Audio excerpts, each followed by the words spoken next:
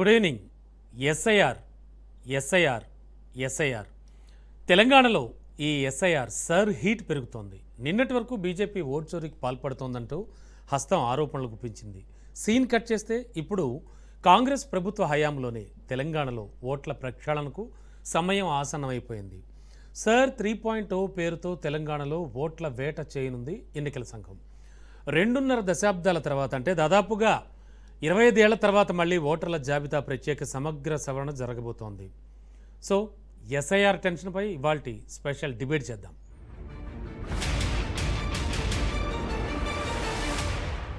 తెలంగాణలో sir siren మోగింది. June 25 నుంచి ఎస్ఐఆర్ ప్రక్రియ జరుగుతుంది. ఇంటింటికి వెళ్లి బిఎల్ఓలు ప్రత్యేక సర్వే చేస్తారని Telangana chief electoral officer Sudarshan Reddy తెలిపారు. ప్రతి ఇంటిని కనీసం 3 సార్లు బిఎల్ఓ సందర్శిస్తారన్నారు.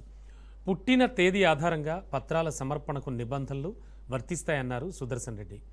1987 జూలై 1కి ముందు పుట్టిన వారికి ఒకే పత్రం సరిపోతుందని, 87 నుంచి 2004 మధ్య పుట్టిన వాళ్ళకి తల్లిదండ్రుల వివరాలు కూడా ఉండాలన్నారు. 2004 తర్వాత జన్మించిన వారికి తల్లిదండ్రుల పత్రాలు తప్పనిసరి అంటూ స్పష్టం చేశారు.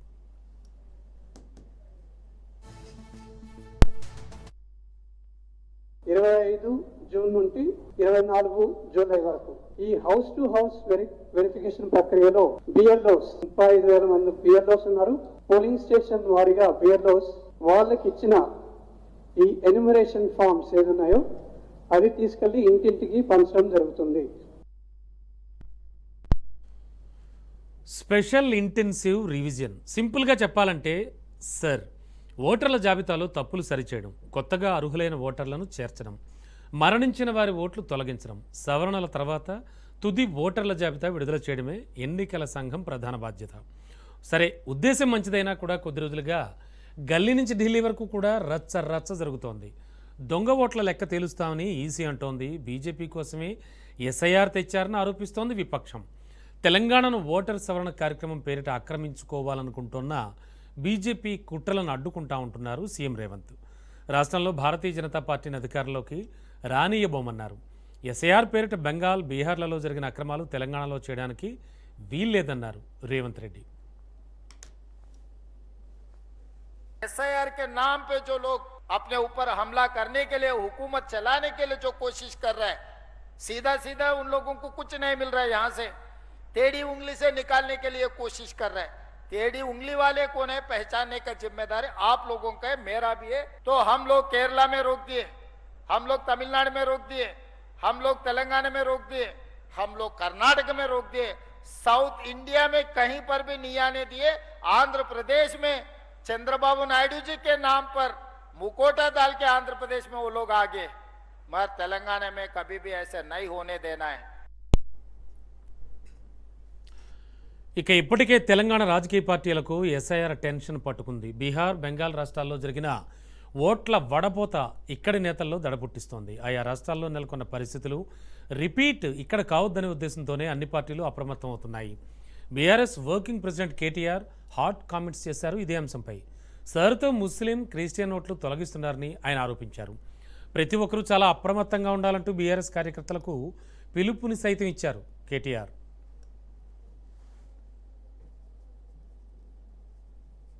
గడబడైంది. ఎందుకు గడబడైంది? మాకు ఓటు హక్కు ఉండగా నా దగ్గర అన్ని కాయిదాలు ఉండగా కట్ చేస్తున్నారు వీళ్ళు. ఎలక్షన్ కమిషన్ కూడా పూర్తిగా ఏకపక్షంగా పనిచేస్తున్నది. అట్లాగే కాంగ్రెస్ రాహుల్ గాంధీ, ఆయన వెస్ట్ బెంగాల్ లా మమతా బెనర్జీ, వీళ్ళందరూ గడబడి చేసిరు. ఇగో మా ఓట్లు ఉండగా తీసేసిండ్రు.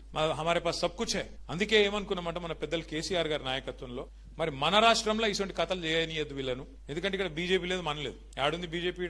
వాళ్ళు ఎదురు చూస్తారు, గోతికాడ నక్కలాగా ఎదురు చూస్తారు. యాడన్నా సందు దొరకపోతుందా, ఏదన్నా దొరకపోతుందా మనకు. దానికోసం ఏం చేస్తున్నారు, వాళ్ళ దగ్గర ఉండే అన్ని వ్యవస్థలను వాడుకునే ప్రయత్నం చేస్తున్నారు. మరి అది సాగనీయద్దు అంటే మనం ప్రతి బూత్ స్థాయిలో ఎవరైతే బిఎల్ఏస్ గా ఉన్నారో మనం గట్టిగా పనిచేయాలి. ఎస్ఐఆర్ కూడా మనం పకడ్బందీగా బూత్ స్థాయిలో చేసుకుంటే 1000 ఓట్లు 350 ఇండ్లు మీకున్నాయి. ఆ 350 ఇండ్లలో ఎవరు ఉన్నారు ఏం లేదు ఫస్ట్ మ్యాపింగ్ చేసుకోవాలి. ఈ నెలంతా ఆ పని చేయాలి. జూన్ 25కి మీరు తయారుండాలి. ఎస్ఐఆర్ను స్వాగతిస్తూనే ఆరోపణ ప్రత్యారోపణలు చేసుకుంటున్నాయి పార్టీలు. కేంద్ర మంత్రులు కిషన్ రెడ్డి, బండి సంజయ్లు దొంగ ఓట్లతో గెలిచారని తెలంగాణ పీసీసీ చీఫ్ మహేష్ కుమార్ గౌడ్ ఆరోపించారు. అందుకే వాళ్లకు వణుకు పుడుతోందన్నారు. సర్ ప్రక్రియను నిష్పక్షపాతంగా నిర్వహించాలన్నారు మహేష్ కుమార్ గౌడ్.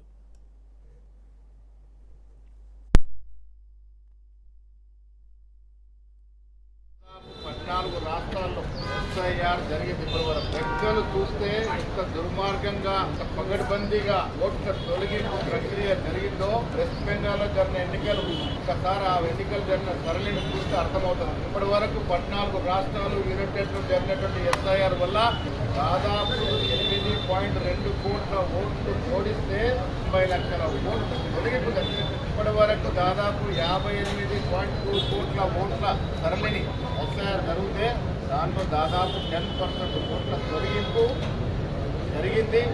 దాని కారణంగానే వెస్ట్ బెంగాల్లో రాజకీయ సమీకరణలు మారి అధికారులకి రావాల్సిన పార్టీలు రాకుండా పోయినాయి. ఇక మొన్న బీహార్, నిన్న బెంగాల్, ఇప్పుడు తెలంగాణలో ఎస్ఐఆర్ హీట్ పెరుగుతోంది. ఓటర్ల జాబితాపై రాజకీయ పార్టీల మధ్య ఆరోపణలు, ప్రత్యారోపణలు ముదురుతున్నాయి. ఒక్క ఓటు రాజకీయాల దిశనే మార్చగలదు. అందుకే అప్రమత్తంగా ఉండాలంటూ కార్యకర్తలకు పిలుపునిస్తున్నాయి పార్టీలు. మరి తెలంగాణలో నిజంగానే ఓట్ చోరీ భయం మొదలైందా, లేదంటే ఎన్నికల ముందస్తు రాజకీయ యుద్ధమా? మరికొన్ని రోజుల్లో ఈ విషయంపై క్లారిటీ కూడా రానుంది. ఇక ఇదే అంశానికి సంబంధించి ఇవాళ మనతో మాట్లాడడానికి, వారి వారి అభిప్రాయాలు తెలియజేయడానికి ప్రస్తుతానికి వెంకటరెడ్డి గారు బీజేపీ నుంచి అండ్ గౌతమ్ ప్రసాద్ గారు బీఆర్ఎస్ నుంచి మనకి లైవ్లో అందుబాటులో ఉన్నారు. Good evening both of you sir. Thank you నమస్తే. Yes sir. ముందుగా గౌతమ్ గారు, ఏమనిపిస్తోంది? ఆల్రెడీ ఒక వ్యక్తి ఒక ఓటు అమల్లోకి రావాలి అనేటువంటి ప్రధాన ఉద్దేశ్యంతో మేము చేస్తున్న ప్రక్రియ ఇది అంటోంది ఎన్నికల సంఘం. చాలా నిష్పక్షపాతంగానే జరిగింది, అటు బెంగాల్లో కావచ్చు, బీహార్లో కావచ్చు. అలాగే ఇక్కడ కూడా జరుగుతుంది అని చెప్తున్నారు. కోర్స్ కర్ణాటకలో కావచ్చు, కేరళలో కావచ్చు, తమిళనాడులో కావచ్చు మేమే ఆఫ్ చేసామంటున్నారు మన సీఎం రేవంత్ రెడ్డి. ఏం జరుగుతోందంటారు? బీఆర్ఎస్ కూడా తీవ్ర అభ్యంతరాలు తెలియజేస్తోంది. మీ వర్కింగ్ ప్రెసిడెంట్ కేటీఆర్ గారు కూడా కొన్ని కీలక వ్యాఖ్యలు చేశారు, ఇవాళ మనం చూసాం. ఏమంటారు గౌతమ్? గుడ్ ఈవినింగ్ సార్, మీకు వెంకరెడ్డి గారికి మన ప్రేక్షకులకి. సార్, ఈరోజు దేశవ్యాప్తంగా జరుగుతున్న స్టర్ మీద అనేక రకాలైన ఆరోపణలు వస్తున్నాయి. ఈ ఆరోపణలు వస్తున్న దాంట్లో నిజాలు కూడా తేలుస్తున్న పరిస్థితి కూడా దేశవ్యాప్తంగా కనపడతా ఉంది. మనం నిన్న పశ్చిమ బెంగాల్లో చూసిన ఘటన చూసిన తర్వాత సర్లో ఏం జరుగుతా ఉంది, అసలు బీజేపీ సరే ఎందుకు తీసుకొచ్చింది, ప్రభుత్వం కేంద్రంలో ఉన్న ప్రభుత్వం సరే ఏ విధంగా అమలు చేయాలని చెప్పేసి మొదట భావించింది, ప్రాక్టీస్ లో ఏం జరుగుతుందని చెప్పేసి ఒక్కసారి మనం పూర్వపరాలు పరిశీలిస్తే అనేక విషయాలు మనకు అవగతం అవుతాయి. నేనేమంటున్నానంటే సార్, ప్రధాన ఉద్దేశం ఏంటంటే ఈ దేశంలో చొరబాటుదారులు ఎవరు, ఈ దేశంలో చొరబడి అక్రమంగా ఓటు హక్కు పొంది ఆధార్ కార్డులు పొంది ఈ దేశంలో అక్రమంగా నివసిస్తున్న వాళ్ళని వెళ్ళగొట్టడమే సరి యొక్క ప్రధాన ఉద్దేశంగా మొదట బీజేపీ చెప్పుకొచ్చింది. ఇప్పటిదాకా చెప్పుకొచ్చిన దాంట్లో అనేక ముఖ్యంగా పశ్చిమ బెంగాల్ కావచ్చు, లేకపోతే ఇంకో రాష్ట్రంలో కావచ్చు, అది చేసుకుంటూ వచ్చింది. నేనేమంటున్నానంటే బీజేపీ ఏ ఇంటెన్షన్ తోనైతే ఈ సర్ని తీసుకొచ్చిందో, ఈ తీసుకొచ్చిన సర్లో ఎక్కడైనా ఏ ఒక్క చోటైనా అక్రమ వలసదారుడు ఎక్కడైనా కనపడ్డా, అదేవిధంగా ఆధార్ కార్డు పెట్టుకొని అక్రమంగా ఈ దేశంలో చొరబడ్డ ఒక వ్యక్తిని ఈ రోజు ప్రజాకోర్టులో నిలబెట్టారా, ప్రజల ముందు నిలబెట్టారా అనేది మనం ప్రధానంగా ఆల్రెడీ గౌతమ్ గారు ఆల్రెడీ చాలా స్టేట్స్ లో అలా ఓట్లు తొలగించారు అక్రమ వలసదారులు. జస్ట్ లైక్ నేను చెప్తున్నాను సార్ వీళ్ళు ఎక్కడా కూడా ఒక్క పర్సన్ ని కూడా వలసదారుడిగా గుర్తించి తీసేసిన ఓట్లు ఒక్కటి కూడా ఈ సమాజం ముందు పెట్టలేదు సార్. వీళ్ళని పెట్టిన సందర్భంలో ఎవరైతే ఆబ్జెక్షన్ చేసిండ్రో, ఇప్పుడు మమతా బెనర్జీ గారు అక్కడ ఆబ్జెక్షన్ చేసిన దాంట్లో బతికి ఉన్న వాళ్ళ ఓట్లనే, బతికి ఉన్న పర్సన్స్ నేనే కోర్టు హాల్లో ప్రెజెంట్ చేయడం జరిగింది. అదే విధంగా ఢిల్లీలో విద్యాభూషణ్ గారు కూడా ప్రెజెంట్ చేయడం జరిగింది. అంటే ఇక్కడ బతికున్న వాళ్ళ ఓట్లు కూడా తీసేశారు. ఇగో వీళ్ళంతా బతికే ఉన్నారు, కానీ బీజేపీ తీసేసిందని చెప్పేసి ఢిల్లీలో ప్రూవ్ అయిన సంగతి, అదేవిధంగా పశ్చిమ బెంగాల్ ప్రూవ్ అయిన సంగతి. వీళ్ళు ఎంతసేపు ఓటు చోరీ కోసం దాదాపు పశ్చిమ బెంగాల్లోనే 90 లక్షల ఓట్లు తీసేశారండి. ఈ ఓట్లు తీసేసిన దాంట్లో మెజారిటీ పర్సన్స్ అంతా కూడా బీజేపీకి వ్యతిరేక ఓటు బ్యాంకు. బీజేపీకి వ్యతిరేక ఓటు బ్యాంక్ ఎక్కడ ఉంటుందో ఈ వ్యతిరేక ఓటు బ్యాంకునంతా తీసేసి, అదే విధంగా దానికి సంబంధించి మీ దగ్గర దానికి సంబంధించి ఏమైనా ఆధారాలు ఉన్నాయా? పూర్తి ఆధారాలతోనే మేము పశ్చిమ బెంగాల్లో మమతా బెనర్జీ గారు ముందు పెట్టారు, ఢిల్లీలో అదేవిధంగా కేజ్రీవాల్ గారు, విద్యాభూషణ్ గారు పెట్టారు. ఈ పెట్టిన దాంట్లో మనం ఈ విషయాలన్నీ మనం పరిశీలనకు తీసుకోకుండా ఈసీ ఎందుకు దాస్తా ఉంది? అంతేకాదు, మీరు నిన్నగాక మొన్న ఈవీఎంలను ట్యాంపరింగ్ చేస్తున్నారు అని చెప్పేసి దేశవ్యాప్తంగా వస్తున్న చర్చలో ఈసీ దానికి సంబంధించిన పూర్తి సమాచారం ఎందుకు బయటకు పెట్టట్లేదు? ఆంధ్రప్రదేశ్ లో మొన్న జరిగిన ఎలక్షన్స్ లో దాదాపు 12.5% ఓట్లు అదనంగా పడ్డాయి. అదేవిధంగా ఈవీఎంలను ట్యాంపరింగ్ చేశారు. దీని మీద మీరు పూర్తిగా సమాచారం ప్రజలకు చెప్పాలి. ప్రజలకు సమాధానం చెప్పాల్సిన బాధ్యత ఈసీకి ఉంది, కేంద్ర ప్రభుత్వానికి ఉందని చెప్పేసి మాట్లాడితే ఎందుకు కేంద్ర ప్రభుత్వం గానీ ఈసీ గానీ నోరు మెదపట్లేదు? ఇప్పటికీ కూడా సమాచార హక్కు కింద సమాచారం అడిగినా చెప్పట్లేదు, ధర్నా చేసి అడిగినా చెప్పట్లేదు. ఎందుకు ఇదంతా జరుగుతా ఉంది అని అంటే అక్రమ వలసదారుల పేర్లతోని వీళ్ళు దేశవ్యాప్తంగా మొత్తం వాళ్ళ మ్యాన్ పవర్ నంతా ఉపయోగించుకొని దేశవ్యాప్తంగా బీజేపీని బలోపేతం చేయడం కోసం, లేదా అన్ని రాష్ట్రాలలో ముఖ్యంగా సౌత్ స్టేట్లలో దక్షిణ రాష్ట్రాలలో తప్పనిసరిగా బాగా వేయడం కోసం అన్ని రకాల కుట్రల్ని, కుతంత్రాల్ని, కుట్ర రాజకీయాల్ని ఈ రోజు బీజేపీ అవలంబిస్తుంది అనడానికి అనేక ఉదాహరణలు ఉన్నాయి. అదేవిధంగా ఒక వ్యక్తికి మీరు ఒక్కటి చూడండి సార్, ఒక పర్సన్, ఒక ఓటరు అనే పర్సన్ మనం లెక్కలోకి తీసుకుంటే ఒక కోడలు ఒక ఊరికి వస్తుంది సార్, కోడలిగా ఒక ఊరికి వస్తుంది. ఆ కోడలు ఈ ఊరికి వచ్చినప్పుడు ఆ భర్తతో ఆమెకు సంబంధించిన ఐడి కార్డు ఉంటుంది, ఆమెకు సంబంధించిన డేట్ ఆఫ్ బర్త్ ఉంటుంది, ఆమె తల్లిదండ్రులు ఎవరనేది ఉంటుంది, భర్త అత్తామామల పూర్తి ఇన్ఫర్మేషన్ ఉంటుంది సార్. కానీ 2022 కంటే ముందు ఎవరైతే ఉన్నారో వాళ్ళ యొక్క తల్లిదండ్రుల ఐడి కార్డు ఉంటే మాత్రమే మేము లెక్కలోకి తీసుకుంటాము, లేకపోతే తీసుకోమని చెప్పేసి మాట్లాడుతున్నారు. ఉదాహరణకు గతంలో వాళ్ళు బతికి ఉన్న తల్లిదండ్రులు చనిపోయి చాలా కాలం అయిన తర్వాత వాళ్ళ ఐడి కార్డులు ఎక్కడ ఉంటాయి చెప్పండి? ఒక 15 సంవత్సరాలు 20 సంవత్సరాలు అయింది అనుకోండి, వాళ్ళ దగ్గర ఓటర్ ఐడి కార్డు ఎక్కడ ఉంటుంది? లేదా ఆధార్ కార్డు వాళ్ళు ఎక్కడ దాచిపెట్టుకుంటారు? ఆ కోడలుగా వచ్చిన వాళ్ళు ఒకవేళ ఉదాహరణకు మా మిస్సెస్ ఉందండి సార్, వాళ్ళ అమ్మగారింటి దగ్గర నుంచి పెళ్లి అయిపోయి 15-20 సంవత్సరాల నుంచి నా దగ్గర ఉంటుంది. వాళ్ళ తల్లిదండ్రులు ఉండొచ్చు, ఉండకపోవచ్చు. ఉంటే సంతోషమే ఇస్తారు, ఉండకపోతే వాళ్ళ పరిస్థితి ఏంది? లేకపోతే నీ ఓటు తీసేస్తామని చెప్పేసి ఈ రోజు చెప్తున్నారు. మాకు మా ఎన్యూమరేటర్ ఫోన్ చేశారు, ఫోన్ చేసి మాకు అడిగారు సార్, ఇది స్వయంగా మాకు జరిగిన ఘటనే. అంటే ఇప్పుడు తను ఓటరా కాదా? ఒకవేళ వాళ్ళ తల్లిదండ్రులు ఓటర్ ఐడి కార్డు సబ్మిషన్ చెయ్యకపోతే తన ఓటు తీసేస్తారు కదా, తీసేస్తామని చెప్పారు. అవి ఉంటేనే, ఆ ఎవిడెన్స్ ఉంటేనే మీకు ఇక్కడ ఓటు, లేకపోతే ఆ ఎవిడెన్స్ లేకపోతే మీకు ఓటు లేదని చెప్పేసి క్లియర్ కట్ గా చెప్పారు. ఓకే, తెలంగాణలో అయితే సార్ హీట్ పెరుగుతోంది. నిన్నటి వరకు బీజేపీ ఓటు చోరీకి పాల్పడుతోందంటూ హస్తం ఆరోపణలు గుప్పించింది. సీన్ కట్ చేస్తే ఇప్పుడు కాంగ్రెస్ ప్రభుత్వ హయాంలోనే ఓట్ల ప్రక్షాళనకు సమయం ఆసనమైంది. సార్ 3.0 పేరుతో తెలంగాణలో ఓట్ల వేట చేయనుంది ఎన్నికల సంఘం. అసలేం జరగబోతోంది? ఎందుకని కాంగ్రెస్ కావచ్చు, బీఆర్ఎస్ కావచ్చు ఈ ఎస్ఐఆర్ను వ్యతిరేకిస్తున్నాయి? అసలేం జరుగుతోంది? బీజేపీ వెర్షన్ ఏంటి పూర్తి స్థాయిలో? తెలంగాణలో దీనివల్ల ఏమైనా అంటే ఓట్ల చోరీ జరిగే అంశం ఉందా? ఇలాంటివన్నీ కూడా మనం చర్చిస్తున్నాం. మనతో పాటు వెంకటరెడ్డి గారు బీజేపీ సీనియర్ నాయకులు, గౌతమ్ ప్రసాద్ గారు బీఆర్ఎస్ నాయకులు, అండ్ నుమాన్ గారు కాంగ్రెస్ నుంచి వచ్చారు. ఒక్కసారి నుమాన్ గారి వద్దకు వెళ్తాం. నుమాన్ గారు, ఆల్రెడీ కేరళ కావచ్చు, కర్ణాటక కావచ్చు, తమిళనాడు కావచ్చు, ఇలా ప్రతి చోట కూడా మేము అడ్డుకుంటూ వస్తున్నాం ఎస్ఐఆర్ జరగకుండా. ఇప్పుడు తెలంగాణలో కూడా అడ్డుకోగలం అంటున్నారు సీఎం రేవంత్ రెడ్డి. ఓవరాల్గా అసలు సర్పై మీ అభ్యంతరాలు ఏమిటి? ఎందుకని ఎన్నికల సంఘం పారదర్శకంగానే చేస్తామంటోంది, ఒక వ్యక్తి ఒక ఓటు అనేటువంటి ఒక నినాదంతో ముందుకెళ్తోంది కేంద్ర ప్రభుత్వం, ఆఫ్ కోర్స్ ఎన్నికల సంఘం ఆల్సో. మీ అభ్యంతరాలు ఏమిటి?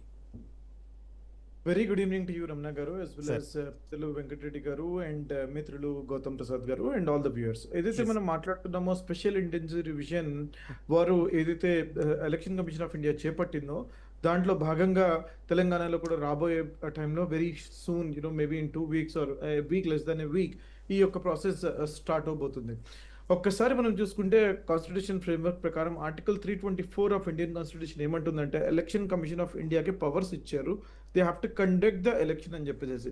ఫెయిర్ అండ్ ట్రాన్స్పరెంట్గా ఎలక్షన్ కండక్ట్ చేయాల్సిన అవసరం ఉంది. దానికి కావాల్సినటువంటి యొక్క చట్టం రిప్రజెంటేషన్ ఆఫ్ పీపుల్ యాక్ట్ 1951కి అనుగుణంగా దాంట్లో ప్రతి ఒక్క సెక్షన్ లిస్ట్ చేయబడింది. లిస్ట్ చేయబడింది.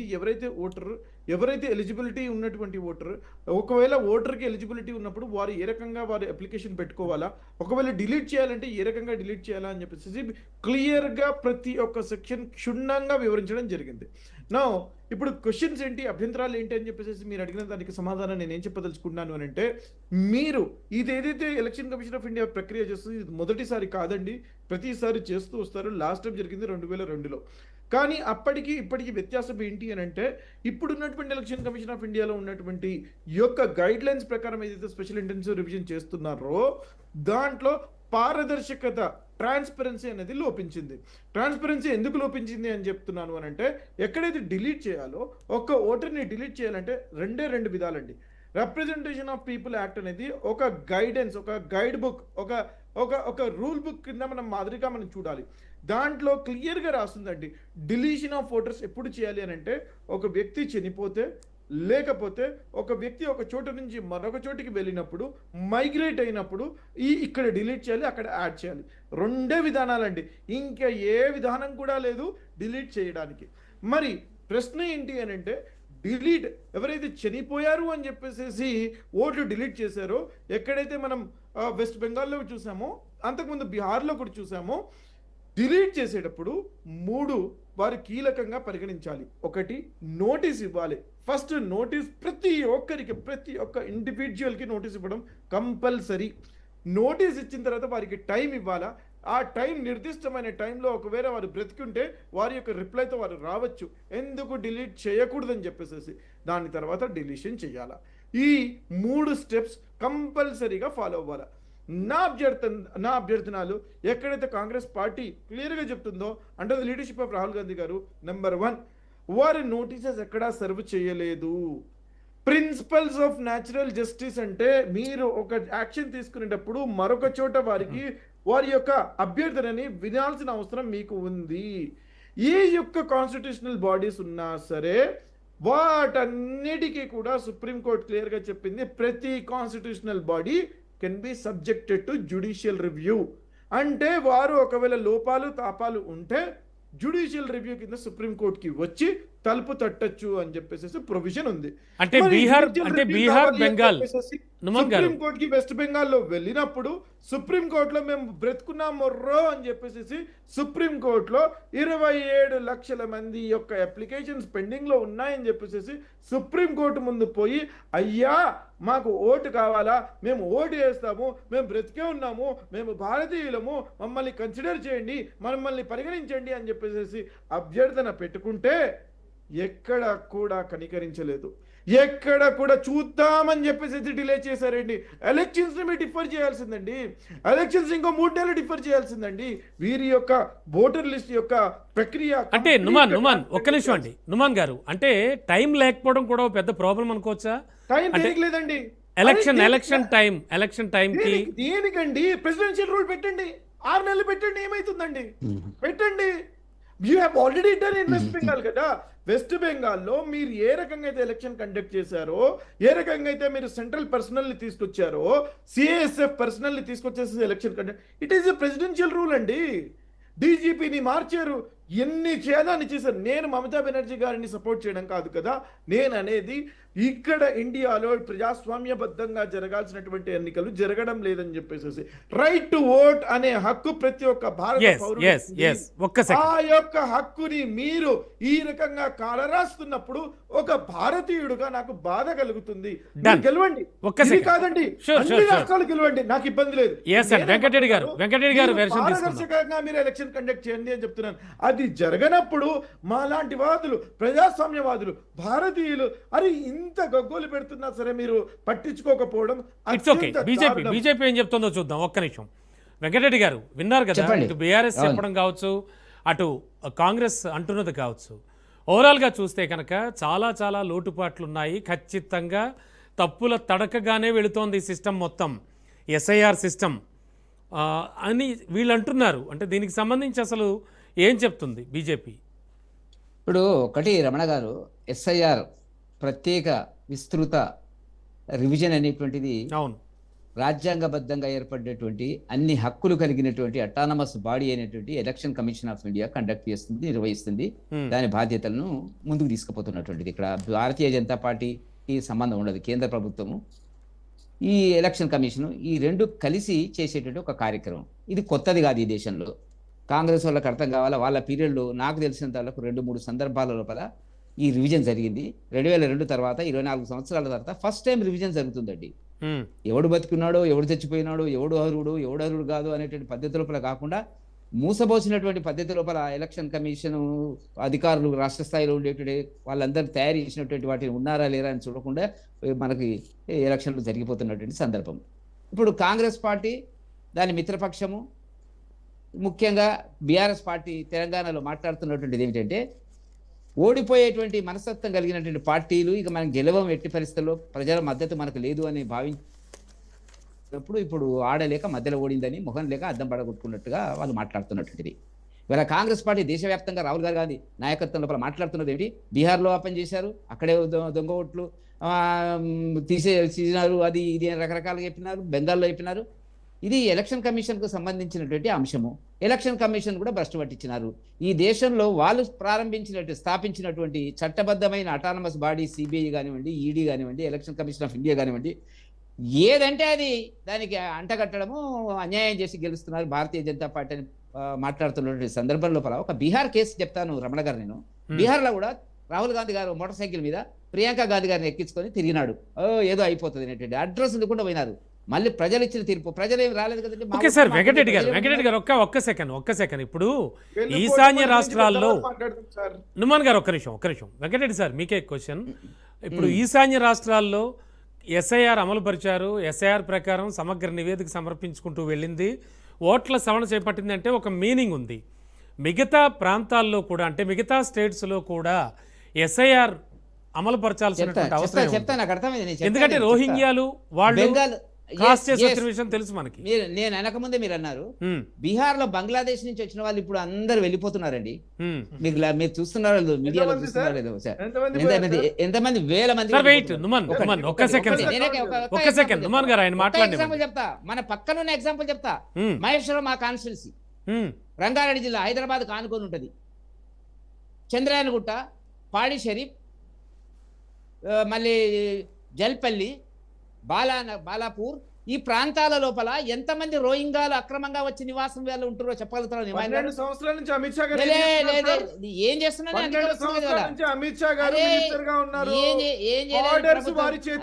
మళ్ళీ మాట్లాడగా ఇంటర్నేషనల్ బార్డర్ ప్రొటెక్షన్ నోరు మూసుకో. వెంకటరెడ్డి గారు అభ్యంతరం పెట్టడం లేదు. ఆయన మాట్లాడితే నేను మాట్లాడిన రమణ గారు, మీరు కూడా మీరు తప్పటి తర్వాత చెప్పుకో. మీకు ప్రజల మద్దతు లేదు, గెలిచే సత్తా లేదు, ఇలా మాట్లాడుతున్నారు. నేను ఛాలెంజ్ చేస్తున్నా. నేనే దేశం నిలబెట్టిరా అమ్ముకున్నారా నాకు అనవసరం. అవన్నీ పక్కకు పెట్టు. దేశాన్ని అమ్ముకున్నారు.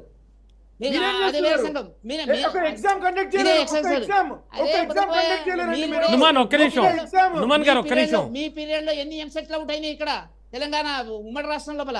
ఎన్ని ఎంసెట్లు అవుట్ అయినాయి? మీరు ఎన్ని అయినా చెప్పు. ఎంసెట్ నేను వినో ఒప్పుకోలేదు. మీకు వచ్చినటువంటి ప్రాబ్లం ఇది. మీకు లేదు, రాహుల్ గాంధీ గారికి లేదు, రేవంత్ రెడ్డికి అంతకంటే లేదు. రేవంత్ రెడ్డికి అంతకంటే లేదు. వినో వాస్తవాలు చెప్తా. వెంకటరెడ్డి గారు మీరు చెప్పండి. వెంకటరెడ్డి గారు నేను చెప్తున్నాను. ఆపండి ఆయనను. మహేశ్వరం ఒక ఎగ్జాంపుల్ అండి. పక్కకి అక్కడ మా అభ్యర్థున్నాడు శ్రీరాములు యాదవ్ గారు. గతంలో పోటీ చేసి, ఎన్నికల్లో పోటీ చేసి 1,00,000 ఓట్లు సంపాదించినటువంటి అపారమైన ప్రజల అభిమానం కలిగినటువంటి నాయకుడి మీద ఈ ఇష్యూ తీసుకొస్తే ఆఖరికి ఎటువంటి పరిస్థితి ఏర్పడ్డదంటే, ఆయన మీ రెక్కి నిర్వహించి ఆయన మీద దాడి చేసే పరిస్థితి వచ్చింది. పోలీస్ కంప్లైంట్లు నడుస్తున్నాయి ఇవాళ. మీరు ఎగ్జాంపుల్ తీసుకోండి. నేనేం ఛాలెంజ్ చేస్తున్నా, రేవంత్ రెడ్డి గారికి ఛాలెంజ్ చేస్తున్నా. మహేశ్వరం మీరు పైలట్ ప్రాజెక్ట్ కింద చేసి చెప్పండి ఎంతమంది ఉన్నారు. విపరీతంగా అక్కడ రోహింగాలు వచ్చి నివాసం ఏర్పరిచినారు. ఈ రాష్ట్రంలో, మన హైదరాబాద్లో ఉండేటువంటి ఒక ప్రాంతీయ పార్టీ, మతపరమైన ప్రాంతీయ పార్టీ, వాళ్ళకు దానికి వచ్చేస్తే మా టీమా మీ టీమా చట్టపట్టాలు వేసుకొని తిరుగుతున్నారు కదా మీరు. ఎందుకు CBI ని ఎందుకు ఇస్తున్నారు? పంపియండి. నేను రేపు మీరు పంపియండి ఎందుకు పంపుతారు? CBI ని. మీరు చెప్పండి, స్టేట్మెంట్ ఇవ్వనండి రేవంత్ రెడ్డి గారిని. ఏమని మజ్లిస్ ఎందుకు? పార్టీ మేము వ్యతిరేకమని శుభేంద్ర చెప్పమని అధికారికి ఎట్లా ఏం తీసుకున్నారు? చెప్తున్నా చెప్పమనండి. హిమంత బిశ్వ మీకు శర్మ దమ్ము ఎట్లా ధైర్యం ఉంటే తీసుకున్నారు? చెప్పండి. మీరు ఎందుకు ఏమని? చెప్తలేరు? ఎందుకు ఏమని? రాసుకొని పూసుకొని తిరుగుతున్నారు? ఎందుకు రాసుకొని పూసుకొని మేము ఎందుకు తిరుగుతున్నారు? పూసుకుంటాము? అరే మీరు రేవంత్ రెడ్డి ఎక్కడ తిరుగుతున్నారు? మీరు తీసుకెళ్తారా ఆయనని? మీరు మాట్లాడుతున్నారు. మీరు వెస్ట్ బెంగాల్ కి తీసుకెళ్తారు, నేనది బీహార్కి కాదు. తీసుకెళ్తారు, మీరు ఓట్లను divide చేస్తారు. మీరు అట్లా మాట్లాడితే నేను మాట్లాడే పద్ధతి వేరే ఉంటుంది. ఉమాయన్ గారు మీరంటే గౌరవం ఉంది, మాట్లాడకండి. Don't talk extra. మీరు మాట్లాడకండి. నేను మాట్లాడను. మీరు మాట్లాడినప్పుడు నేను మాట్లాడను.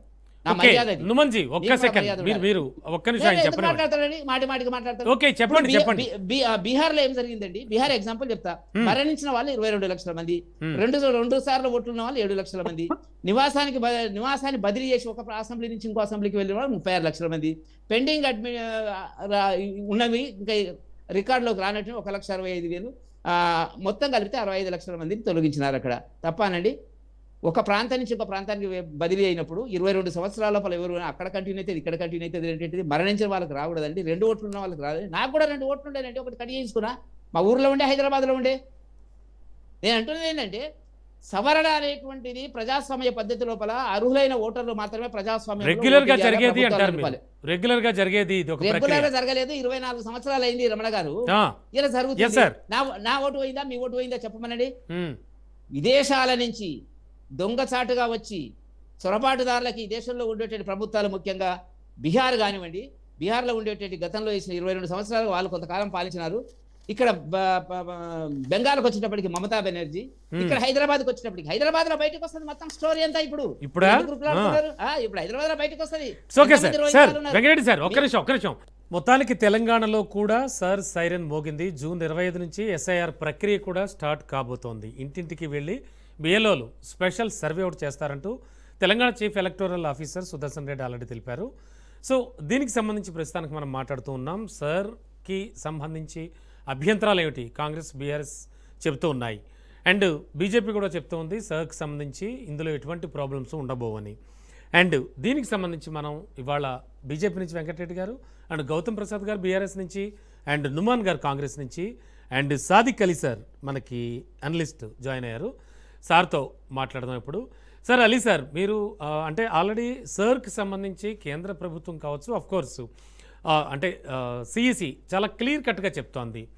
ఫస్ట్ ఇది ఉద్దేశించింది ఈశాన్య రాష్ట్రాలకు సంబంధించింది అని అనుకున్నాం, కానీ ఆ తర్వాత మొత్తం దేశవ్యాప్తంగా విస్తరిస్తూ వస్తున్నారు. బీహార్, బెంగాల్ ఇష్యూస్ మనకు తెలుసు. అంటే ఇందులో ఉన్నటువంటి ప్రాబ్లమ్స్ ఏంటి అసలు? యాక్చువల్గా మీరు గమనించింది ఏంటి యాజ్ ఎ సీనియర్? ఏం చెప్తారు సార్? ఒకటి, ఎలక్షన్ కమిషన్ సరికి సంబంధించిన విషయాలను ప్రజల్లోకి తీసుకెళ్లడంలో పూర్తిగా వైఫల్యం చెందినది నేటి తెలంగాణలో పరిస్థితి. Yes sir. ఇప్పుడు వీళ్ళ ప్యానెల్లో కూర్చున్న వాళ్ళు బీజేపీ కానివ్వండి, కాంగ్రెస్ కానివ్వండి, ఇంకెవరైనా కానివ్వండి, ఇప్పుడు ఒక గ్రామంలోకి వెళ్దాం.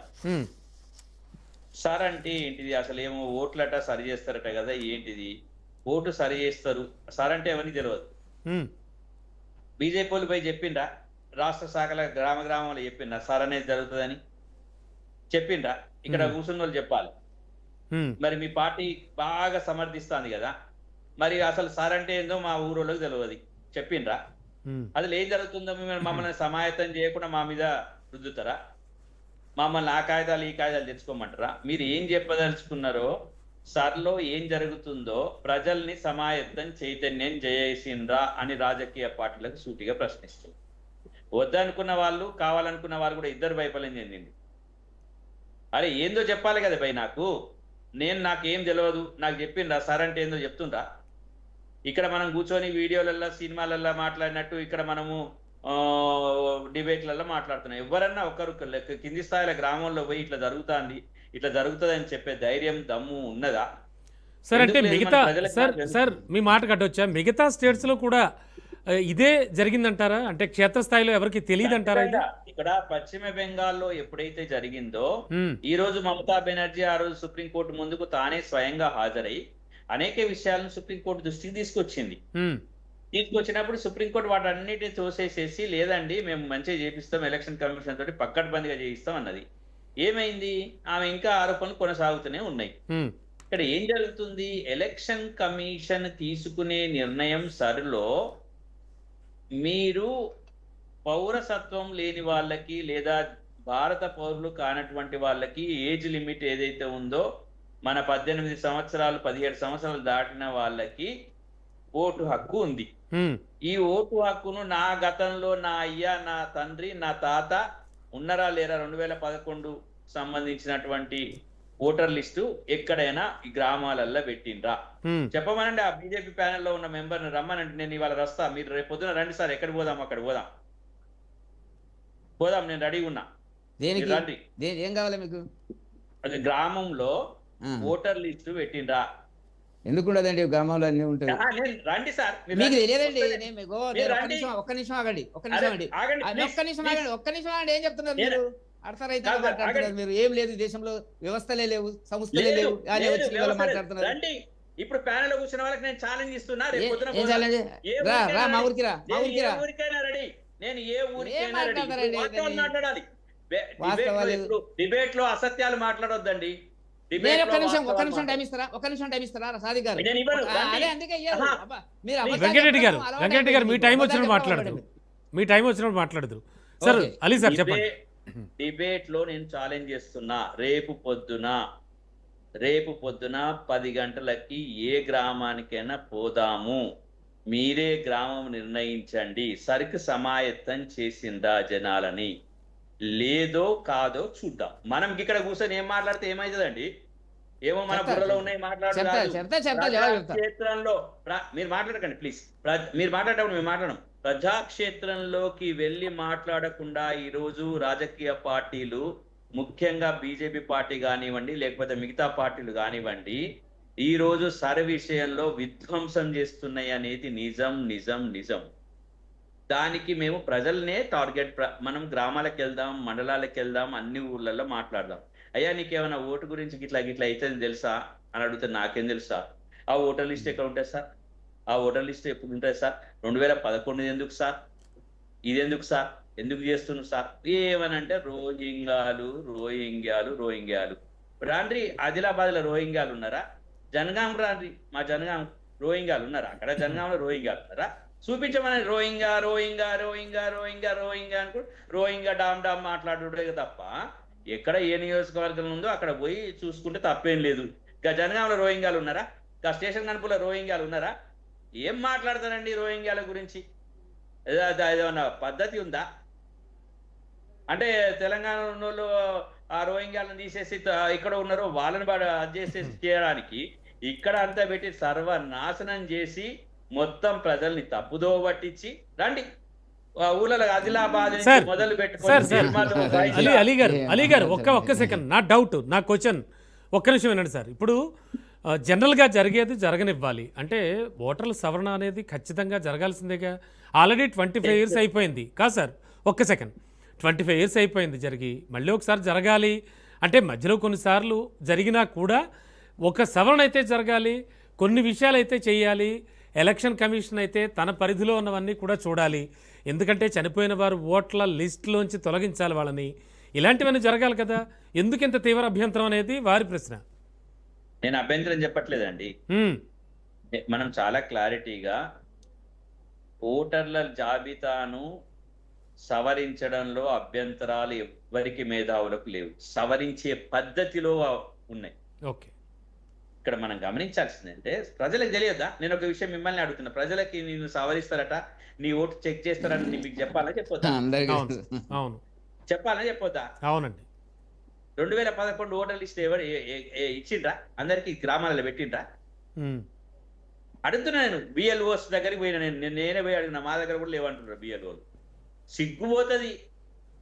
అరే సమాయత్తం చేయకుండా ఇష్టం. ఇప్పుడు ఏంటంటే సవరించే నేపథ్యాన్ని మనం అంగీకరిస్తున్నాం, చాలా మామూలుగా వినండి, కానీ సవరించే పద్ధతిని మేము అంగీకరించడం లేదు. The method is totally undemocratic, అప్రజాస్వామికం. They are giving a choice to delete the people, those who are having the votes. ఎవరికైతే ఓటు, యోగేంద్ర యాదవ్ చాలా చక్కగా సుప్రీంకోర్టు చెప్పింది కాదండి, తీసుకొచ్చి చూపించింది కాదండి, ఇంకా అంతకంటే ఏం కావాలి సార్? ఈ డిబేట్ కి ముందు అది ఒకటి సుప్రీంకోర్టులో ఆయన చెప్పింది ఒకటి వేసేయండి చాలు. తీసుకొచ్చి చూపించిండు, ఈయన బతుకున్నది ఈమె ఓట్లేదు, ఇగో ఈమె బతుకున్నది ఈమె ఓట్లేదు, మీరు సర్ అని చెప్పి ఇగో ఈమె ఓట్లు తీసేసిండ్రు, సర్ అని చెప్పి ఈమె ఓట్లు మొత్తం సుప్రీంకోర్టులో చేసిండు కదా సార్. అలీ గారు ఖచ్చితంగా బిఎల్ఓలు 3 సార్లు సందర్శిస్తారు మీ ఇంటికి, చాలా పారదర్శకంగా చేయబోతున్నాం అని ప్రతి విషయం చెప్తూ వస్తోంది. అది తప్పు. బిఎల్ఓలు 3 సార్లు పోతారనేది అబద్ధం, ఖచ్చితంగా పచ్చి అబద్ధం, పచ్చి అబద్ధం, పచ్చి అబద్ధం. కెమెరాలు పెడదాం, నేను రెడీ. కొన్ని ఇండ్ల మీద కెమెరాలు పెడదాం. ఇక్కడ ఉన్నోళ్ళు మళ్ళా రాజకీయాల గురించి మాట్లాడొద్దు. ఇక్కడ ఉన్నోళ్ళు అట్లయితే నేను దానికి కరెక్ట్, నేను రెడీగా ఉన్నా. వాళ్ళ ఇంటి మీద కెమెరా పెడదాం, 100 ఇళ్లలో కెమెరాలు పెడదాం. 100 ఇళ్లలో 3 సార్లు బిఎల్ఓలు రాకపోతే ఏం చేద్దాం చెప్పండి మీరు? ఇప్పుడు మనం ఏం చేద్దాం? ఇది అప్రజాస్వామిక అవుతుందా కాదా? అవుతుందా కాదా? ఇప్పుడు మీరు అన్నది 3 సార్లు పోవాలి. 3 సార్లు పోకుండా నా ఓటు వీకేసింది అనుకుందాం, అప్పుడు ఏమవుతుంది చెప్పండి? అప్పీల్ ఉంది, అప్పీల్కి ఎవరు పోతారు? పోనీతి. ఇప్పుడు ఎట్లా అంటే, నేను ఒక విషయం అడుగుతా, ఇక్కడ బీజేపీ ప్యానెల్లో కూర్చున్న వాళ్ళని సూటిగా ఒక ప్రశ్న అడుగుతా, అందరినీ అడుగుతా. Percentage of the vote of the మీరు బాగా సవరించడం అంటే, నేను చెప్పిన కదా, నేను ఇప్పుడు సవరించే పద్ధతికి వ్యతిరేకమని చాలా క్లారిటీగా మేమందరం కూడా చాలా క్లారిటీగా. రెండో విషయం సవరించే, ఇంకోటి దాన్ని ప్రూవ్ చేస్తామని కూడా చెప్తున్నాను, దానికి నేను రెడీగా ఉన్నా. కానీ వీళ్ళు ముందుకు రావాలి, ప్రూవ్ చేయడానికి చూడడానికి వీళ్ళు ముందు రావాలి, అదొకటి. మూడో విషయం చెప్తున్నా, మూడో విషయం చాలా, ఓటింగ్ పర్సెంటేజ్ ఆఫ్ ది ఓట్లు ఎంతమంది ఇస్తున్నారండి హైదరాబాద్ లో? సిగ్గుపోతుంది రాజకీయ పార్టీలు, సిటీలో చాలా చాలా తక్కువ శాతం నమోదవుతున్నాయి, నో డౌట్. సిగ్గుపోతుంది. ఇక్కడ కూర్చున్న వాళ్ళందరూ మాట్లాడుతున్నారు ఎక్కువ. ఓటింగ్ పర్సెంటేజ్ ఉన్నోళ్ళనే అసలు ఓట్లు ఎత్తలేరు రాబాయ్ అంటే మేము సవరించుకుంటా కూర్చున్నాం. Sure sir, sure sir. Sir ఒక్క సెకండ్ వెంకటరెడ్డి గారు ఒక్క నిమిషం. Sir sir no no no ఆయన వ్యక్తిగత అభిప్రాయం కాదు, వ్యక్తిగత భావజాలాన్ని ఎప్పుడు చెప్తున్నాడు, అదే నో నో నో ఒక్క సెకండ్. సరే సరే అలీ గారు ఒక్క నిమిషం. అలీ గారు సార్ ఒక్క సెకండ్, మనం బిఆర్ఎస్ వెర్షన్ విందాం ఒకసారి. బిఆర్ఎస్ వెర్షన్ గౌతమ్ గారు ఒక నిమిషం అండి, స్టాటిస్టిక్స్ చెప్తాను క్లుప్తంగా. స్టాటిస్టిక్స్ చెప్పమనండి, ఎంతమంది ఓటేస్తానని చెప్పమని వ్యక్తిగత అభిప్రాయం. చాలా చాలా తక్కువ పర్సెంటేజ్. అందరికీ తెలుసు ఎంతమంది చేస్తారు, మీకు తెలుసు, నాకు ఎందుకంటే దాని వేరు. మీరు మీ వైఫల్యం, రాజకీయ మీరు ఉద్ధరించు, మీరు మాట్లాడతారండి వైఫల్యం ఏదో మాట్లాడతారు. Okay done done sir. Ali గారు వ్యక్తిగా మీ అభిప్రాయం, ఒక్క నిమిషం. బిఆర్ఎస్ ఒక వ్యక్తిగా మీ సమాజం మీద షూర్. హైదరాబాద్ లో ఓట్ల శాతం చాలా తక్కువ నమోదవుతోంది, అది అందరికి తెలుసు. ఒక్క సెకండ్ గౌతమ్ గారు సార్, మీ ఇద్దరు ఒక్క నిమిషం ఆగండి. అడిగినారు బీజేపీని అడిగినారు, సమాధానం చెప్పలే. ఏ సార్ మీరు చెప్తారు కానీ మాట్లాడదురు. ఒక్క సెకండ్ సార్, బిఆర్ఎస్ వెర్షన్ తీసుకోవాలి. గౌతమ్ గారు విన్నారు కదా సార్ చెప్తున్నది, సాదిక్ అలీ గారు చెప్పింది కూడా విన్నారు మీరు, అలాగే కాంగ్రెస్ వెర్షన్ కూడా విన్నారు. అంటే ఎందుకు పారదర్శకంగా జరగటలేదు అనే దానిపై ఏం చెప్తారు?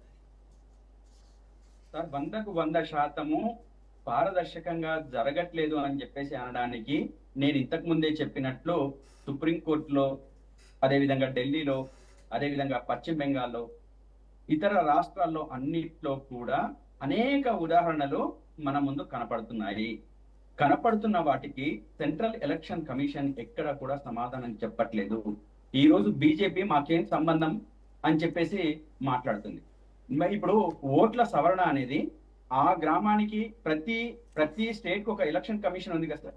ఈ ఎలక్షన్ కమిషన్ ఉన్న దాంట్లో ప్రతి గ్రామంలో మన తెలుగు వచ్చే రేపు జరగబోయేదాన్ని. నిన్న పశ్చిమ బెంగాల్ ఏం జరిగింది, వాళ్ళ రాష్ట్రానికి వచ్చిన వాళ్ళంతా ఎన్యూమరేటర్లు కావచ్చు లేదా పై అధికారులు కావచ్చు, మొత్తం ఆ ప్రక్రియ అంతా చూసిన వాళ్ళు ఎవరు చూసిరంట అనంటే, మొత్తం గుజరాత్ కు సంబంధించిన వాళ్ళు, ఉత్తరప్రదేశ్ కు సంబంధించిన అధికారులందరూ వచ్చి అక్కడ తిష్ట వేసి కూర్చున్నారు. అక్కడ లోకల్ ఒక భాష ఉంటది, వాళ్ళకి హిందీ రాదు. ఆ రాని లోకల్ వాళ్ళకేమో వాళ్ళ పశ్చిమ బెంగాల్ భాష ఏదైతే ఉంటుందో ఆ లోకల్ భాషలో మాట్లాడేవాళ్ళు. ఇక్కడ ఉన్న అధికారికి వాళ్ళ భాష అర్థం కాదు. ఇక మేము బతికే ఉన్నామని చెప్పేసి ఎంతమంది ప్రూవ్ చేసుకోవడానికి వస్తారు సార్? వాళ్ళ స్థాయి ఏంది, వాళ్ళ స్తోమత ఏంది, వాళ్ళ కెపాసిటీ ఏంది? ఒక వ్యక్తి నేను బతికే ఉన్నాను, సుప్రీంకోర్టులో స్వయంగా జరుగుతున్న వాదనలు మనం చూసినాం కదా, బతికి ఉన్న వాళ్ళని చూపించారు కదా. లేరు అని చెప్పేసి చెప్పిన వాళ్ళని ఎవిడెన్షియల్ గా తీసుకొచ్చి సుప్రీంకోర్టు ముందు చూపించిన సంగతి మనం అంతా మరవాల్సిన అవసరం లేదు కదా. ఇదే బీజేపీ వాళ్ళు ఈ రకంగా చేసుకుంటూ పోతున్న సందర్భంలో దేశంలో ప్రజాస్వామ్యం కూని అవుతుందా లేదా అనేది మేము ప్రశ్నిస్తున్నాం. మీరు నిజంగానే ఓటర్లను సవరించాలి అని చెప్పేసి అనుకుంటుంటే మనకు ఇక్కడున్న బిఎల్ఓలు ప్రతి సంవత్సరము ఎంతమంది చనిపోతున్నారు, ఎంతమంది బతుకుంటున్నారు అనేది లెక్క ఇక్కడ లేదా? ఇక్కడ స్టేట్ దగ్గర లేదా? లేకుండా ఒక ప్రత్యేకంగా సెంటర్ నుంచి మళ్ళా తీసుకొచ్చి మళ్ళీ ఈ రకంగా చేయటం అనేది ఎంత వరకు కరెక్ట్ అని చెప్పేసి మేము అడుగుతున్నాం. ఇట్లా చెయ్యటంలోనే వాళ్ళ దురుద్దేశం ఉంది అని చెప్పేసి అంటున్నాం. ఇంతకు ముందు కూడా అంటే ప్రతిసారి ప్రతి ఎలక్షన్స్ వస్తున్నప్పుడు ఇక్కడ ఉన్న చీఫ్ ఎలక్షన్ కమిషనర్ ఖచ్చితంగా మీ ఓటు ఉందా లేదా చెక్ చేసుకోండి, అదే విధంగా లేని వాళ్ళని తీసేయండి అని చెప్పేసి క్లియర్ కట్ గా ఆదేశాలు ప్రతి ఎలక్షన్ కు ముందుంటాయి. లోకల్ ఎలక్షన్స్ అప్పుడు ఉంటాయి, జెడ్పీటీసీ, ఎంపీటీసీ, అదేవిధంగా స్టేట్ ఎలక్షన్స్ అప్పుడు ప్రతిసారి ఈ సవరణ జరుగుతూనే ఉంటాయి సార్. మళ్ళీ వీళ్ళు ఒక ప్రత్యేక కార్యక్రమం పెట్టుకొని దేశవ్యాప్తంగా ఎందుకు ఇట్లా చేస్తున్నారు అనేది మేము క్వశ్చన్ చేస్తున్నాం. అదేవిధంగా రోహింగ్యాలు ఉన్నారు లేదా అక్రమ చొరబాటుదారులు ఎక్కడికి వచ్చారు? అక్రమ చొరబాటుదారులు ఎవరి ద్వారా వచ్చారు? దాదాపు 2014 నుంచి ఈ దేశాన్ని పరిపాలిస్తున్నది బీజేపీ కదా. మరి బీజేపీ పరిపాలిస్తున్న ఈ దేశంలో రోహింగ్యాలు వాళ్ళంతా ఎలా వచ్చారంటారు? ఎట్లా వచ్చిండ్రు, ఏ రకంగా వచ్చిండ్రు? ఓకే, షూర్ గౌతమ్, ఒక్క నిమిషం గౌతమ్ గారు, మరి చేస్తున్న దాంట్లో వాళ్ళు ఎట్లా వచ్చారు? షూర్ విన్నారు వెంకటరెడ్డి గారు ఆన్సర్ ఇస్తారు మీకు. ఒక్క సెకండ్ సార్, వీళ్ళు ఎందుకు ముందుకు కొనసాగించారు? షూర్ ముందుకు కొనసాగించి ఈ రోజు వీళ్ళకి అనుకూలమైన ఓటర్లని పెట్టుకొని వాళ్ళకి వ్యతిరేకమైన ఓటర్లు తీసేసి సార్ గౌతమ్ ఒక్క నిమిషం దొంగతనం చేయడం. సార్ నేను ఒకటే చెప్తున్నా, ఈ దేశంలో బీజేపీ రూపంలో దొంగలు పట్టారు. నేను ఒక్క సెకండ్ అన్ని పార్టీలు చేస్తున్న పొరపాట్లు మనం మాట్లాడదాం, డిస్కస్ చేద్దాం. ఉంటే మేము సవరించుకుంటాం. షూర్ నుమన్ గారు సరైన ఓటర్లు గౌతమ్ పని ఈ దేశానికి చేటు చేసేది, ఈ దేశానికి గౌతమ్ ఒక్క సెకండ్, ఈ దేశంలో ప్రజాస్వామ్యాన్ని కూలి చేసేది, ప్రజా అభిప్రాయాలని వ్యతిరేకించి ప్రజాస్వామ్యాన్ని కూలి చేసి ఈ దేశ ప్రతిష్టను దిగజార్చే ఒక ప్రధానమైన ప్రక్రియ ఒక్క సెకండ్ వాళ్ళ ముందు పెట్టుకుంది. ఓకే, తీసుకుందాం. నుమన్ గారు, సరైన ఓటర్లే ఎన్నికల్లో పాల్గొనాలి అనేదే మా మెయిన్ టార్గెట్. ఖచ్చితంగా అంటే గుర్తింపు పత్రాలుండి ఖచ్చితంగా ఓటర్ లిస్టులో పేరుండి అన్నీ సక్రమంగా ఉన్నవాళ్ళు మాత్రమే ఓటు వేయాలి అనేది మా టార్గెట్ అంటోంది ఎన్నికల సంఘం కావచ్చు, ఈ యొక్క చట్టాన్ని తీసుకొచ్చిన కేంద్ర ప్రభుత్వం కావచ్చు. ఇప్పుడు చెప్పండి అభ్యంతరాలు. నేనేమంటున్నానంటే, ఫస్ట్ ఆఫ్ ఆల్ వారు బెంగాల్లో 27 లక్షల మంది అప్లికేషన్స్ అనేవి సుప్రీంకోర్టులో అడ్జుడికేట్ అయ్యి ఉన్నాయి, పెండింగ్ లో ఉన్నాయండి. వాటిని అలా ఉంచి మీరు ఎలక్షన్ ఎలా కండక్ట్ చేస్తారు? నేను బ్రతుకున్నాను అంటున్నా, నేను ఓటేస్తా అంటున్నా. అరే ఇప్పుడు కాదురా భయ్, తర్వాత చూద్దామని చెప్పేసి పక్కకు పంపిస్తే ఏమన్నట్టు? రైట్ టు ఓట్ నాకు ఉంది కదా, నా రైట్ టు ఓట్ మీరు నన్ను ఎక్సర్సైజ్ చేయనివ్వట్లేదు, ఎందుకు చేయనివ్వట్లేదు అని అడుగుతున్నా నేను. ఇంతమంది, ఒకరు కాదు ఇద్దరు కాదు, 27 లక్షల మంది. ఎంతమంది అండి? 27 లక్షల మంది. What is the vote percentage difference అండి between both the BJP and TMC? Vote percentage was just 3.5% of vote share. వాళ్ళు గెలిచారు, which is less than this కదా. 12 లక్షల ఓట్లతోనే కదా వాళ్ళు గెలిచింది. డిలీట్ చేసింది మీరు 27 లక్షల మంది పెండింగ్ లో ఉన్నారు. మొత్తం డిలీట్ చేసింది 92 లాక్. నేను ఇంకో విషయం అడగదలుచుకుంటాను వెంకటరెడ్డి గారు, మీరు ఒక విషయం నాకు చెప్పండి సార్. ఎంతమంది బీహార్లో ఎక్సర్సైజ్ చేసిన తర్వాత గూస్పేటి అంటారు కదా మీరు, గూస్పేటి ఎంతమంది గూస్పేటిల్ని మీరు ఐడెంటిఫై చేశారు? లెక్క ఉందా మీ దగ్గర? లేకపోతే నేను చెప్తా, మీరు అఫీషియల్గా zero identified foreign nationals with SIR exercise in Bihar. 0 exercise, 0 మందిని మీరు వెస్ట్ బెంగాల్ నుంచి మీరు ఐడెంటిఫై చేశారు. అఫీషియల్గా నేను చెప్తున్నా, ఎలక్షన్ కమిషన్ ఆఫ్ ఇండియా ఇచ్చినటువంటి డేటా ప్రకారం నేను చెప్తున్నా, నేను వారి యొక్క వెబ్సైట్ ప్రకారం నేను చెప్తున్నా నేను. అంటే మరి గూస్పేటీలు, రోహింగ్యాలు, పక్క నుంచి వచ్చినటువంటి బంగ్లాదేశీలు, రోహింగ్యాలు ఎక్కడున్నారండి? ఎక్కడ దాచుకున్నారండి? మీరు ఇది చేస్తున్నారు, నేను కాదనడం లేదు. But the process is undemocratic అంటున్నా నేను.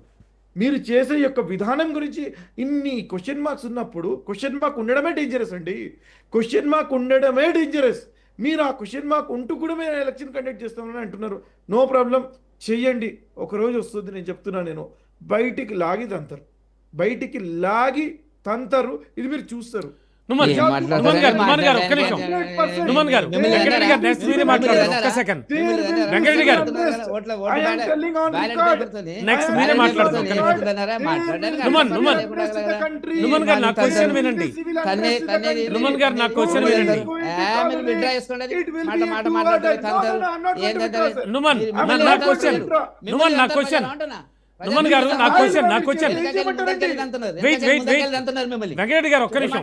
వెంకటరెడ్డి గారు, ఒక్క నిమిషం. మీరే మాట్లాడుతున్నారు. నెక్స్ట్ ఒక్క సెకండ్. నుమన్ గారు, నా క్వశ్చన్. ఓటర్ల జాబితాలో తప్పులు సరిచేయడం నెంబర్ 1. నెంబర్ 2, కొత్తగా అర్హులైనటువంటి ఓటర్లను చేర్చుకోవడం. అండ్ నెంబర్ 3, మరణించిన వారి ఓట్లు తొలగించడం. అంటే మనకి అంటే వీళ్ళు పెట్టుకున్న మెయిన్ టార్గెట్స్ ఇవి.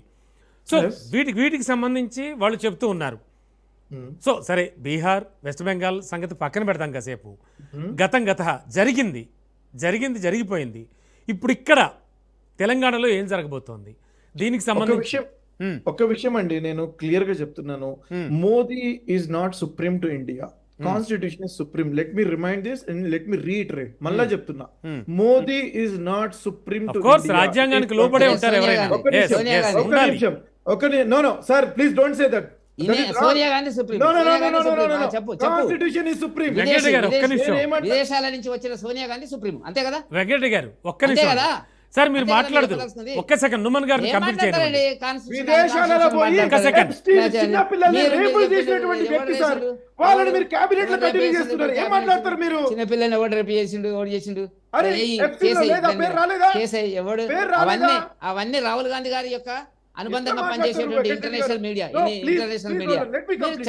చర్చను అట్లా పక్కన ఒక్క నిమిషం. వెంకటరెడ్డి గారు, వెంకటరెడ్డి గారు, ఆయన్ని కంప్లీట్ చేయనివ్వండి.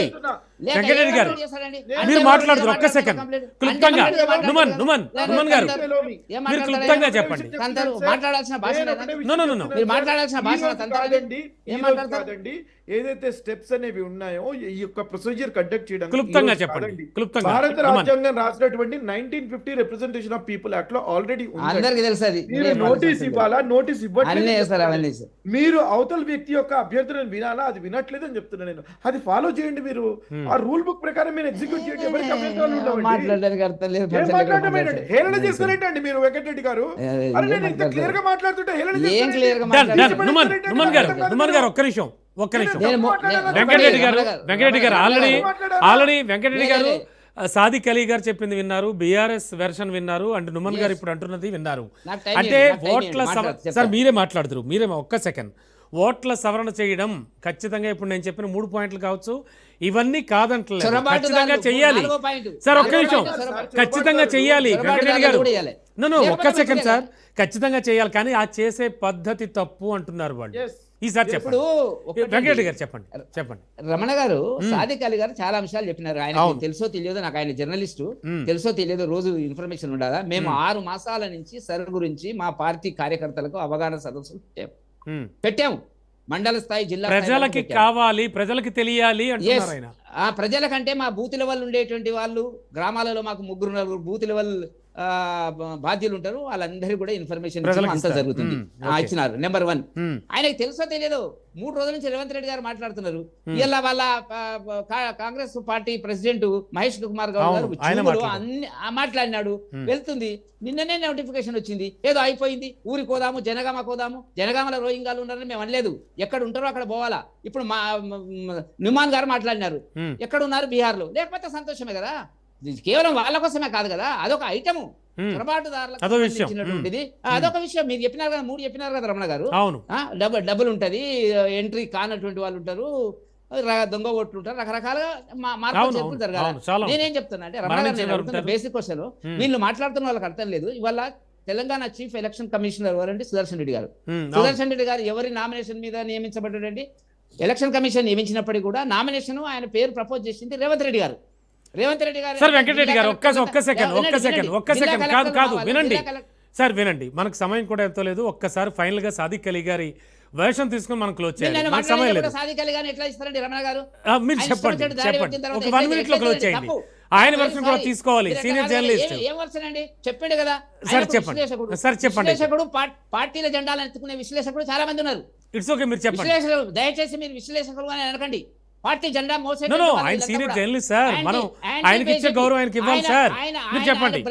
బ్లడ్ అంతా యాంటీ బీజేపీ మాట్లాడతాడు, ఇష్యూ మాట్లాడాడు, ఆయనకేం తెలియకుండా మాట్లాడుతున్నాడు, సార్, తెలిసి మాట్లాడుతున్నాడు. it's okay. నేనేమంటున్నా అంటే క్లుప్తంగా. నేనేమంటున్నా అంటే ఆ. హైదరాబాద్ కేంద్రంగా ఉండేటువంటి చొరబాటుదారులు ఎవరైతే ఉన్నారో ఉంటే, లేకుంటే అభ్యంతరం లేదు. నమోదు ఏంటంటే ప్రక్రియ అంటే జరుగుతుంది. ఊర్లోకి పోతే ఉన్నదా పొద్దున ఆ లిస్ట్ పబ్లిష్ చేస్తారు, అంతా జరుగుతుందండి. ఎప్పుడంటే ఇది వచ్చే జూన్ 25 నుంచి ఆల్రెడీ అన్ని పార్టీలు సమాయత్తమైనవి. ఆయనకు తెలియకపోతే ఊరుకోండి. మేము దానికి సంబంధించిన నిబంధనలు ఏందో మేము ట్రైన్ చేసి ఉన్నాము ప్రజలకి, మా కార్యకర్తలకి, మా బూతుల వల్ల ఉండేటువంటి వాళ్ళకు. ఏం మాట్లాడతారండి మీకే? ఇప్పుడు రుమాయన్ గారు అన్నారు, బెంగాల్లో ఒక్కరు కూడా రుమాయన్ సంతోషం, మరి ఎందుకు భయపడుతున్నారు? ఇట్స్ ఓకే వెంకటరెడ్డి గారు, ఏది ఏమైనా ఎవరు భయపెడతారు? ఎలక్షన్ కమిషన్ లక్షల మందిని ఏం చేస్తారు చెప్పండి? ఏది ఏమైనా బెంగాల్లో 25 లక్షల మంది ఏం చేస్తారు మీరు? ఒక వర్గ బంగ్లాదేశ్ ను పాకిస్తాన్ సమర్థించేటువంటి వాళ్ళు ఈ దేశంలో పెరిగిపోతున్నారు. అది చర్చకు వస్తున్నది వాళ్ళ అవును, BJP వాళ్ళే. BJP వాళ్ళే. BJP వాళ్ళే. వేరే విషయం. RSS కాకి చెడ్డీ వేసుకున్న వాళ్ళే. RSS కాకి చెడ్డీ వేసుకున్న వాళ్ళే. మాట్లాడకండి సార్ మీరు. దేశం మీరే మాట్లాడారు. ఎట్లా మాట్లాడతారు చెప్పండి? వాళ్ళతో మనకి ఏం సంబంధం చెప్పండి? ప్రజలు తంతరు అని మాట్లాడతారా మీరు? మమ్మల్ని మీరు బరాబర్. మాట్లాడలేదు తంతరు. బరాబర్ అంటారు. వెనకకెళ్ళి ముందరికెళ్ళి మిమ్మల్ని ఇదిగోండి.